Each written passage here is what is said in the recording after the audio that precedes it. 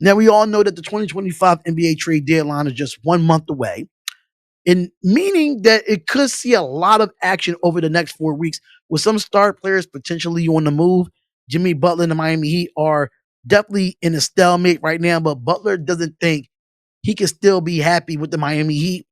You even have De'Aaron Fox situation with the Sacramento Kings is worth monitoring, and plenty of other veterans teams in the West that's looking they'll need to make a move for a guaranteed playoff spot.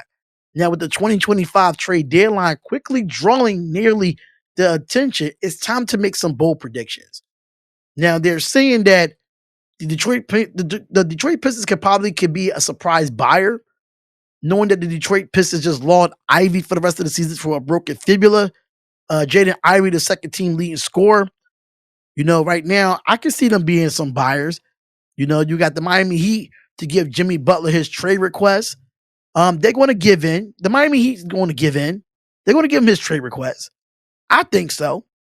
I think so because it makes sense for him to be a part of, a new team. If he's not going to be happy in Miami, it's simple as that. If he's not going to be happy in Miami, then just give him what he wants. Give him what he wants as a Miami Heat fan. Build around Tyler Hero and do your best. Now, we all know throughout Jimmy Butler's career, it's times that he has his greatest opponent has been his own team.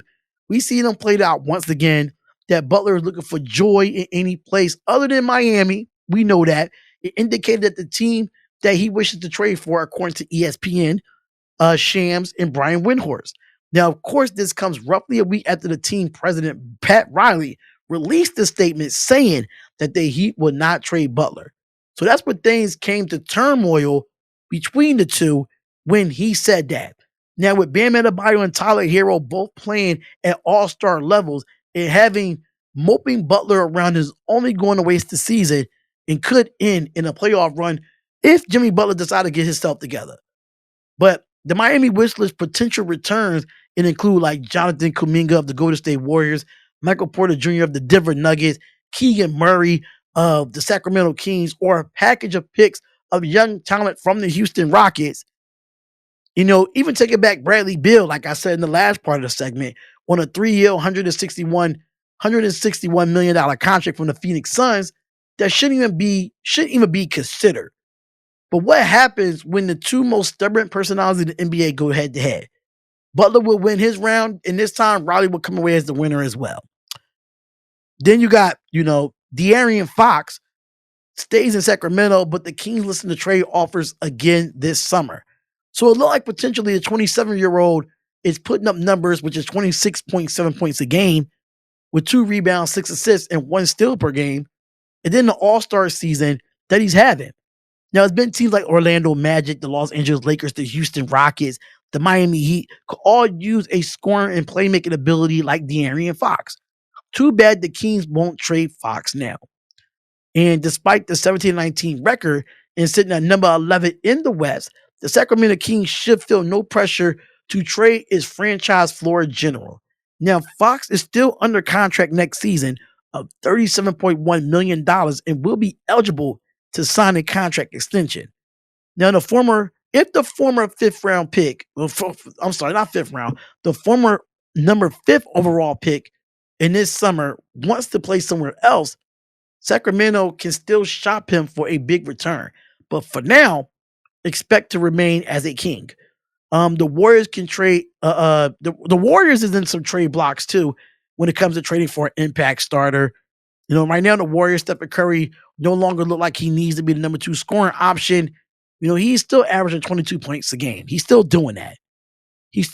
But the Warriors are just not playing well right now. I mean, you could go to options. Like the first call should be a big fish guys like LeBron James, Jimmy Butler, LaMelo Ball should be at the top of the Warriors list. But I don't think LeBron James is leaving the Los Angeles Lakers. That's one. 2, Jimmy Butler might make sense. LaMelo Ball, I just don't see that happening. But I mean, he wants to get out of Charlotte, so I mean that makes kind of sense at some points. And you got the Golden State Warriors. They're looking for a plan B as well if none of those don't come through, like Anthony Simmons or Jeremiah Grant, Julius Randle, Kyle Kuzma, Brandon Ingram, Cameron Johnson. Curry and Draymond Green to upgrade the roster at the deadline and not relying on younger talent to make a miraculous leap over the next few months. But you definitely have to expect Golden State to be extremely active in the trade deadline. And last but not least, you have LeBron James, Lakers have some serious discussions about trade opportunities. Right now, the Lakers are 20 and 15 overall, and basically as close as the number 4 seed in the West. But as they're falling into the play-in tournament, a lot can happen between now and mid-April with a loaded Western Conference that include potential of the trade of LeBron James. Now, James is positive and not yet commented on X about spending into his career with the Lakers. He said that would be the plan. He came here to play his last days of his career and finish there. But he's also not silly and too jaded. We all know the business is a game. We know what this NBA thing is a business. It's a business of basketball. We all know that the relationships that he has with players like Stephen Curry. They called James, the Warriors called James before, but James isn't committed to the Lakers this past season, which he holds a $52.6 million player option next season.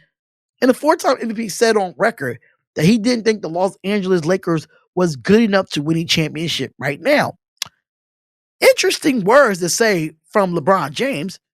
Very interesting to say, but I'm sorry to say, if the Lakers go on a mini slide and fall back to 500 or below, expect LeBron James and the organization to have some serious discussions about his future with the Lakers.